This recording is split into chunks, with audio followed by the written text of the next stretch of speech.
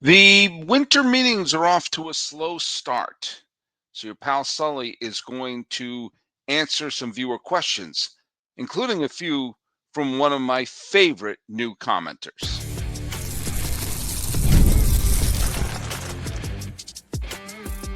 You are Locked On MLB, your daily MLB podcast, part of the Locked On Podcast Network, your team every day.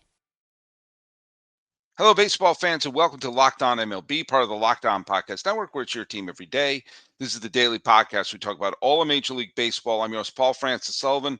Please call me Sully, and thanks so much for making the Locked On Podcast Network the number one sports podcasting network. Follow us at Locked On MLB Pods on Twitter or whatever they're calling it these days. And on Instagram, I am your pal Sully, at Sully Baseball Podcast on Instagram. But the best way to get a hold of me is right here on the YouTubes. And we're going to be answering a lot of the YouTube's questions today. And make sure to use that hashtag EverydaySully. It helps us, find you and do all sorts of fun things. Today's episode is brought to you by our good friends over at FanDuel. If you want to be right in the middle of the action this season, visit FanDuel.com and place your NFL live bets all season long. And let's go to the trivia question, which was, where is it? Okay. Who was the first woman inducted into the Baseball Hall of Fame? And a couple of people said, there were some funny ones in there, and a couple of people threw in some names from the All-American Professional Girls Baseball League from League of Their Own.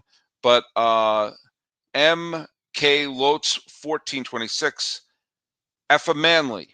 Yes, I looked it up. Now I'm going down a rabbit hole. Yeah, Effa Manley was the first and I believe still the only woman inducted into the Baseball Hall of Fame.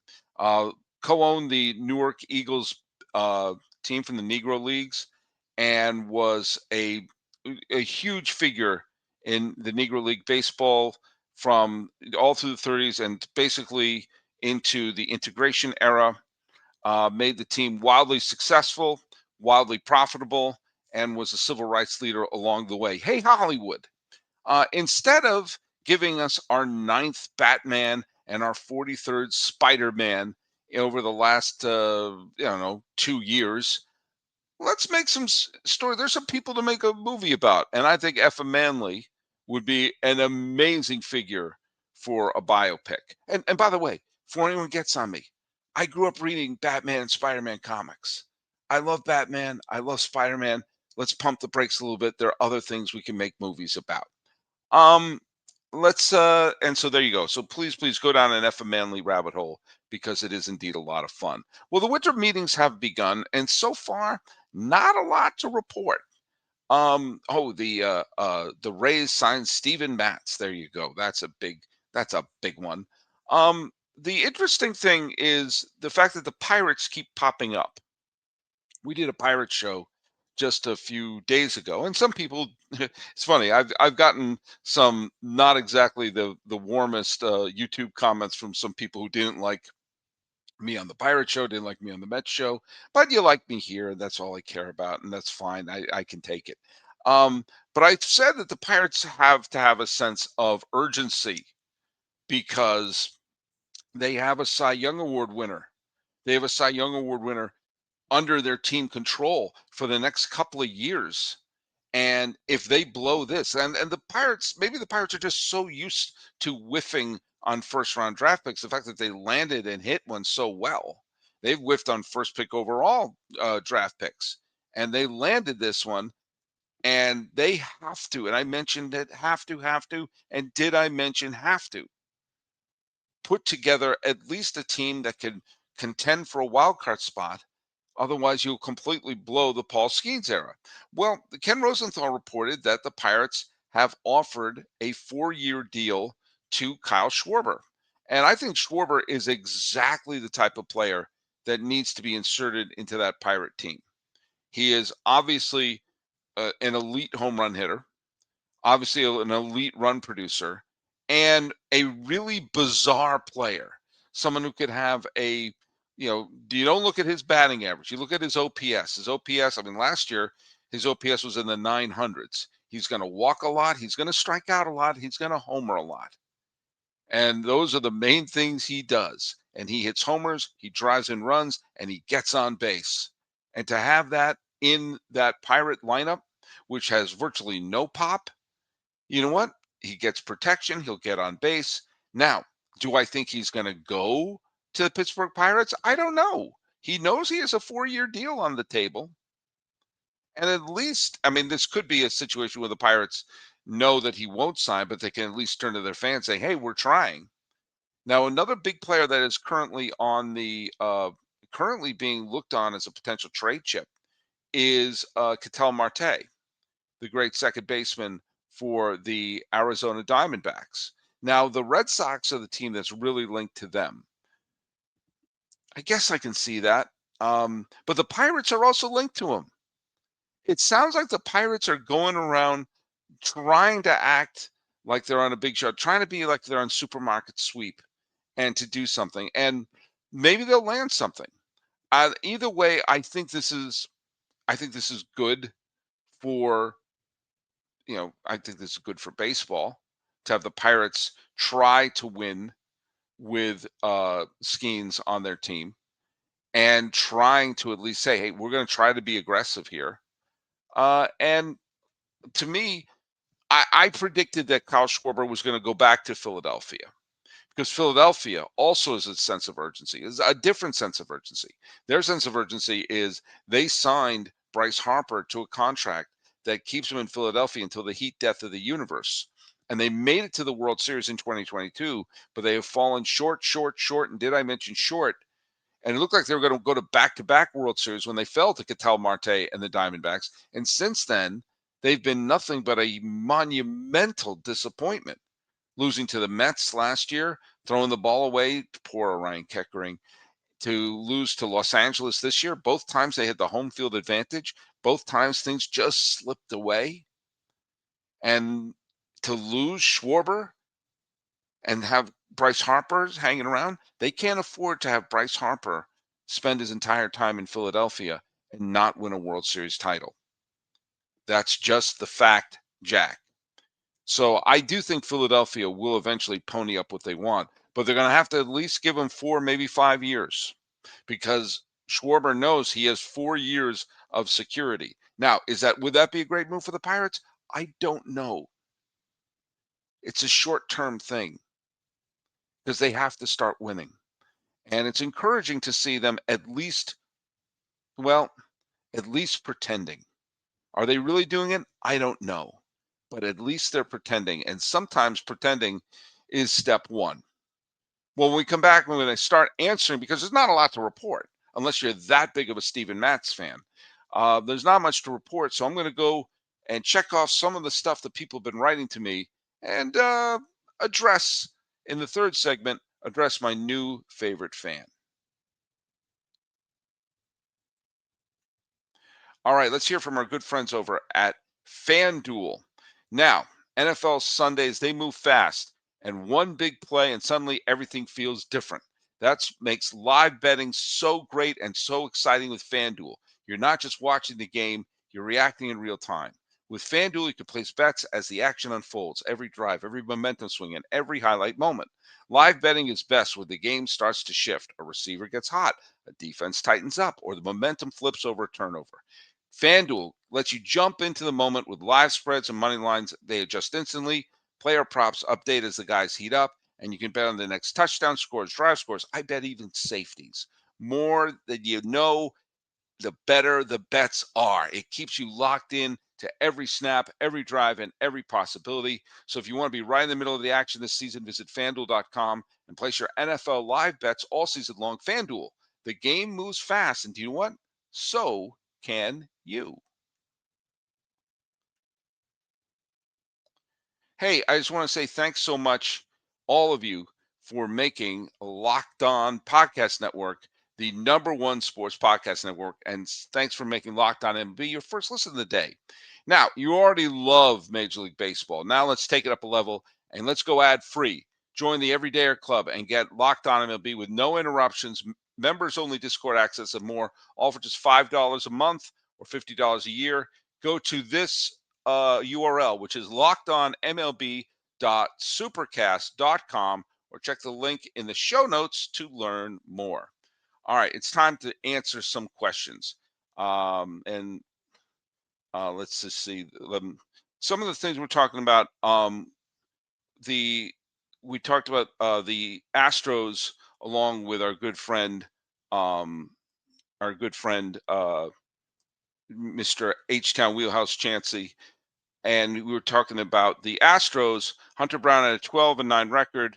He lost 3 of those games, 2 by 1 run, and the other by 2. Had the Astros given some more run support, this year would have ended differently. Yeah, and you would have had the combination of Brown and Valdez, and you would have had, and that one was by Texas Brass Ranger. Yeah, a bounce here or there, a little bit more, a few games here and there, giving them a little more run support. We're not talking about the Astros as if their best years are behind them. I mean, they'd still be a playoff team. So we had a lot of people when I was talking about the the possibility of lockouts and we talk about TV contracts. User JV, it looks like Andy Cap swearing. Players make obscene amounts of money. I can see a team going BK. Now that's either bankrupt or go to Burger King. I've heard this argument my whole life that the players make so much money that the teams will go bankrupt. And part of me thinks this is just people buying the line that's being said in by the press and everything like that. And I got a bunch of people, including Jeremy Smith, 8033. So I've been saying for the last 5 years, these teams aren't making the money fans think they're making. Okay, if teams are about to go bankrupt, or if they're not making the money that they think they're making, fine. It's a very simple solution. Open the books. Just open the books. Show it, prove it. If I had something that was going to lose money and my business was going to go under, and that's the whole argument that I would, be saying, I would be showing it to everybody. I'd be saying, I've literally have the receipts. But they don't seem to do that. They've never did that. They didn't do it in 81. They didn't do it in 85. They didn't do it in 94. They didn't do it in 2002. They didn't do it in 2021 or 2022. Sorry, that was the last lockout. And they're not doing it now. Oh, everything's falling apart. Okay, show us. Show us. I've detected a pattern over the decades that they make these great claims, and yet it doesn't, they never show the absolute evidence for their statements. Now, I said over and over again, and I've said this before and say it again, I do not trust the owners. Never have. And again, I'll constantly plug this book. I do not know John Hellier. I've never met the man. Wrote The Great Barbarians of the Gate as well, Lords of the Realm. Go read it. Put it on your Kindle. Learn the history of the players versus the owners, and you'll see that it's pretty one-sided. It is pretty one-sided. But the people like to take both sides and say, let's listen to this side and that side, try to make sometimes false equivalencies. J. Raw 101 says, I don't trust the owners, but I don't trust the players. Look at Anthony Rendon. Even when healthy with the Angels, he clearly didn't care about playing anymore. All right, where to unpack that? So you have one situation where you have systematically owners and the commissioner have lied and been extraordinarily dishonest about all sorts of things in their financial situation while pleading poverty to the media. And in another situation, you have Anthony Rendon's contract didn't pan out the way you wanted to. Though those are not equivalent. And also, I always love when I hear fans say things like he didn't care about playing anymore. Like they've become Spock and they're doing a Vulcan mind meld. We can suddenly read the minds of these players. I mean, you know that he doesn't care anymore. He doesn't have heart. Blah blah blah blah blah. I don't know Anthony Rendon. Maybe he didn't care anymore. But how do you know that? And how do you know he cared when he was with Washington? When he played for Washington and he was putting up unbelievable numbers for the Washington Nationals, was a huge reason why they won the World Series. leading the league in all sorts of categories, being a 7.3 WAR player in his final year and hitting massive home runs for the Washington Nationals when they won a truly, truly terrific World Series against the Houston Astros, drove in 8 runs with his 2 home runs, and had big, big moments against Los Angeles and St. Louis to get them all the way to the World Series. Did he care then? Or was it a situation, well, he signed the big contract, the big honking contract, where he was making, $35 million a year for the Angels and being hurt? Do you know that he didn't care? How do we know this? Who's doing the mind reading here? Yes, the contract didn't work out for the Angels. And when people talk about it, yes, he wound up in 5 years hitting 22 home runs. He hit 22 home runs in 5 years for the Angels. And he slashed, and he had a 717 OPS, but he never played 60 games a year. And he missed all last year, and they're now working a way to buy him out. And the contract did not work out for the Angels at all. You can argue it worked out for Anthony Rendon. He's made so much money, his great grandkids can go to law school. But yeah, the contract didn't work. And it was a ridiculous contract in a way when it was made, because there was one player that the Angels desperately needed to sign. It was the clearest signing they should have ever made in the history of humanity, and that was Garrett Cole. They should have offered Garrett Cole the sun, the moon, and the stars. Because lest we forget, this was a team where you had Mike Trout. Mike Trout was still Mike Trout in 2019. Mike Trout was still the man, and wound up in 2019 winning his 3rd MVP of that decade. And oh yeah, he had a teammate that year whose name was Shohei Ohtani, who was just then starting to blossom. And you had the Cole Calhouns and some other ones, and they desperately needed a starting pitcher. There was Garrett Cole, native of California. He signed. They should have offered him anything he wanted. He signed with the Yankees, and so we got to get someone. They signed Rendon, who's a player they didn't really need. And there you have it. But how do you know he didn't care? And did he care when it was with Washington? Some part of me just always wonders when people suddenly become mind readers. And you know what? I'm sure there are players who didn't care who wound up being great players. And I'm sure there are players who cared more than we'll ever know. And it didn't work out. This contract didn't work out for the Angels. I do like to phrase it that way, because people talk about good contracts and bad contracts. It's always in the perspective of how it affected the owners. Was it a bargain for the owners? Was it an overpay by the owners? It's never on the side of the players. And I think that's a subliminal thing that happens, how it's presented. We always think of ourselves in terms of a contract. Was it a good one for the ownership? Why am I rooting for ownership? I root for the players.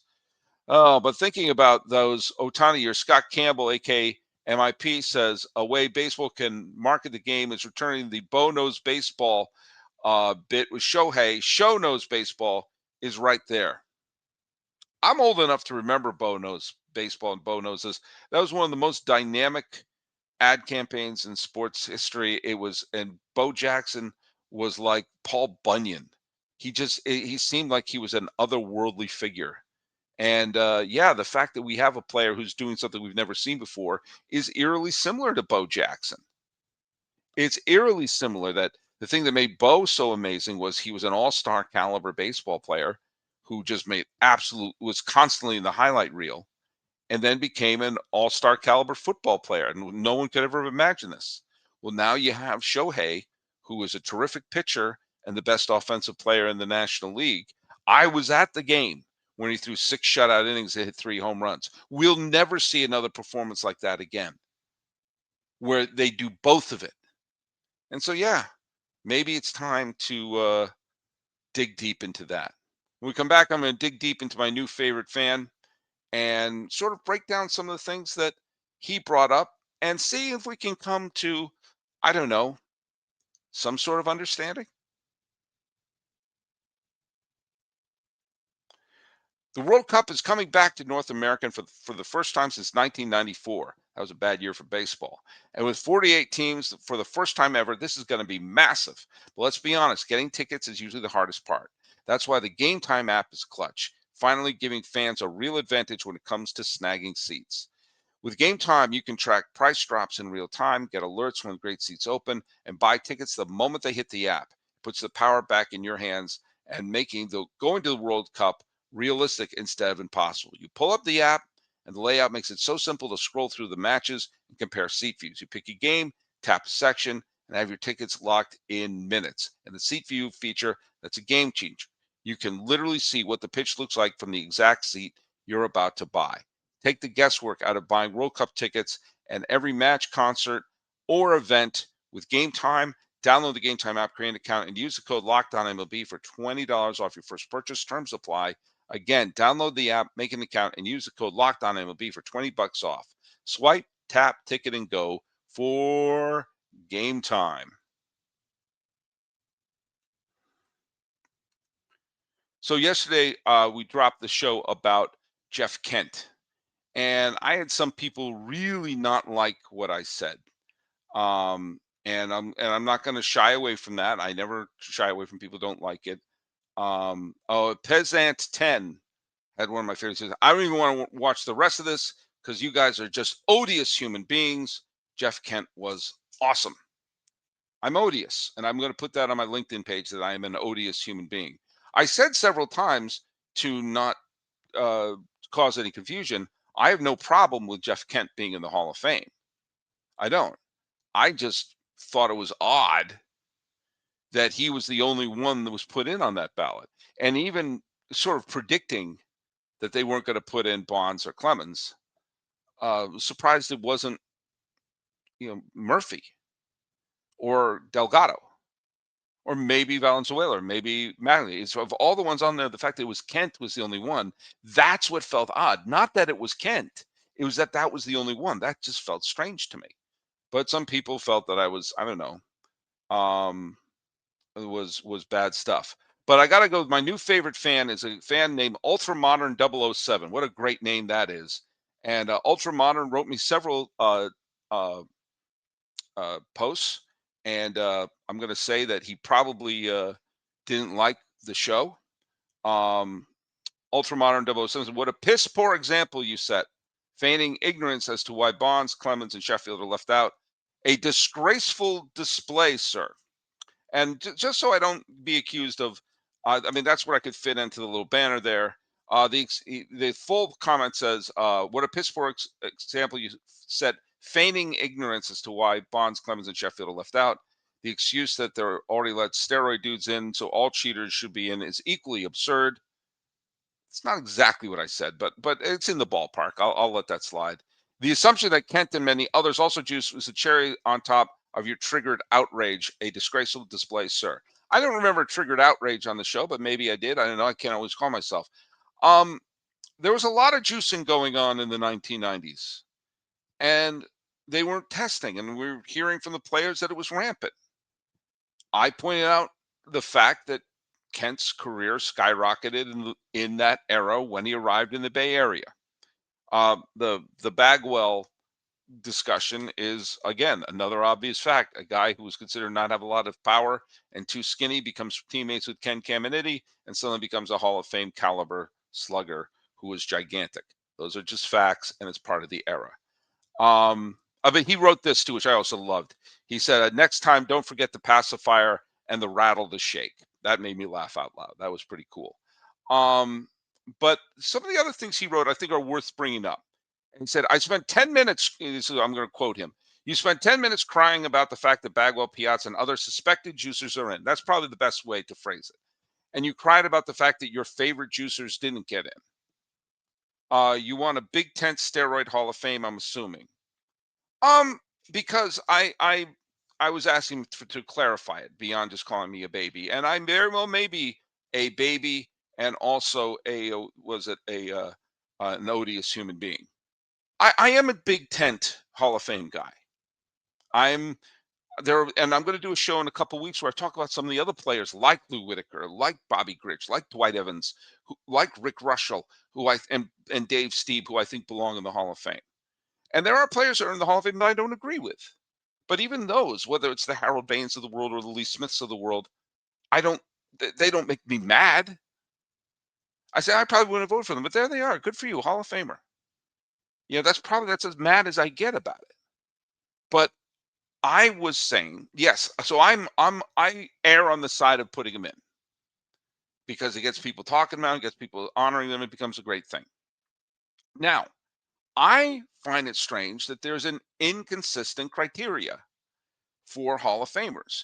And there also seems to be a little bit of rule bending going on about the Veterans Committee. That if you get fewer than 5 votes in back-to-back votes in a Veterans Committee, you're taken off the ballot permanently. So Clemens and Bonds got fewer than 5 votes this last time. And the next time they come around, if they get fewer than 5, then they're out. They're never getting in. And I'm finding it strange that Bonds and Clemens are pinpointed in this way, while dirty tests were for Ortiz. And, okay, Bagwell is just suspicion. But Pudge Rodriguez was in the blanket of Balco. And so you can't use the argument that they're not being voted in because of their PED use. There's some other criteria. There's some other variable that is keeping out Bonds and Clemens and Alex Rodriguez. Is it because they were so high profile? Is it because they broke records? Is it because they lied to the media? I don't know. Now, Ultramodern 007 said that he doesn't believe that Big Papi, Pudge, etc. He said they obviously should not be in the Hall of Fame. And that's where I disagree. I think they were players from that era that should be represented in there. I also believe Sosa and McGwire should be in there because they saved the freaking sport. Now, if you don't agree with me, that's fine. But there is no denying that there is a variable other than them being PED users that is keeping them out and making it borderline personal. And that's the thing. I'm not feigning ignorance, because for a while I thought it was, well, they put in people who they like. They put in people who are, friendly and beloved. Like Big Papi was a big, lovable palooka. Pudge Rodriguez seemed like a fun dude.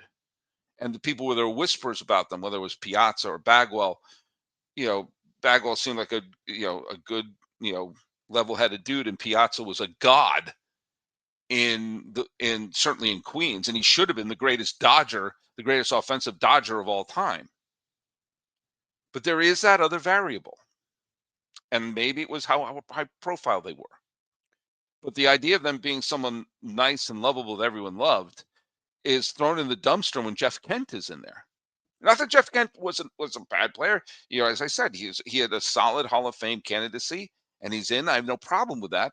He just was considered to be kind of an odious human being. And as a fellow odious human being, I find it strange.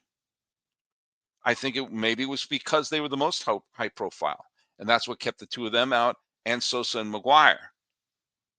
I think the waving the finger at by Rafi Palmeiro at Congress, if he didn't do that, or if he just kept his trap shut, I wonder if he'd be in, because he wasn't as high profile as Clemens and Bonds. Maybe it's a way to punish. I don't like to make the Pete Rose comparison, because I've said that over and over. Pete Rose was constantly given a chance to reinstate himself, and he kept turning down those chances because he was profiting from not being in the Hall of Fame. I think Pete Rose is a totally different conversation. But I've gotten, there were other comments I got about, Bonds and Clemens and comparing him to Pete Rose. That's a whole other bag of tomatoes. But to Ultramodern 007, I can't, while I'm clearly a baby and giving you a disgraceful display, I'm not arguing against you there. I'm clearly a baby and an odious human being. But it is that other factor that's puzzling me. And it is there. Something other than them being PED users is keeping them out. That may be a factor. And it may be the thing that like people point to it on A-Rod, but people didn't like A-Rod before he was found dirty. People didn't like Bonds before when he was rail thin and became the first player ever with 40 home runs and 400 home runs and 400 stolen bases. Clemens was already considered to be a bit of a jerk. And of course, he has all sorts of off the field stuff that may keep him out of the Hall of Fame anyway. But there is another variable. Maybe it's the high profile, but the fact that this is not coming from the media, but this is coming from other players and executives and a few like Jason Stark. There's a couple of writers who are in there too. It's strange. And the best hitter of his generation and the best pitcher of his generation will be on the outside looking in. And I find that a little odd. So hopefully that clarifies my position, Ultramodern 007. And please, please, I urge you to keep listening to the show. And you know what? I'm hoping that Ultramodern 007 becomes a member of the Everydayer Club. And you can join Ultramodern 007 in joining the Everyday Club. And you know what? If Ultramodern 007 or any of you made Locked On MLB on your Spotify Wrapped, you can prove it on social media to secure a free month of the Everydayer Club. Just tag our National Locked On Podcast Network account on any social platform. We'll drop you a code and be one of the first to join the Everydayer Club to get your favorite show ad-free with exclusive access to the members-only Discord channel. And for those of you who want us to send the first ever, if you're watching on video, go to the first ever 24/7 National Locked On Podcast Network YouTube channel and audio. Just make us your first listen. And thanks for joining us, and follow us at Locked On MLB Pods on Twitter, or whatever they call it these days, and on Instagram. And now for the trivia question. On this day in 1982, the 9th day of December, the Yankees traded what future Hall of Famer for pitcher Dale Murray? On this day in 1982, the Yankees traded what future Hall of Famer for pitcher Dale Murray? Put your answers down below. Talking about the slow start to the winter meetings. By the way, I'm going to click on to see if anything happened. While watch the Angels will have waived Mike Trout. Nope, nothing to report. Talking about the slow winter meetings, the Pirates kicking the tires, and some of you out there loving what I'm doing, and others think I should get the rattle. This has been Locked On MLB. I am your host, Paul Francis Sullivan. Please call me Sully.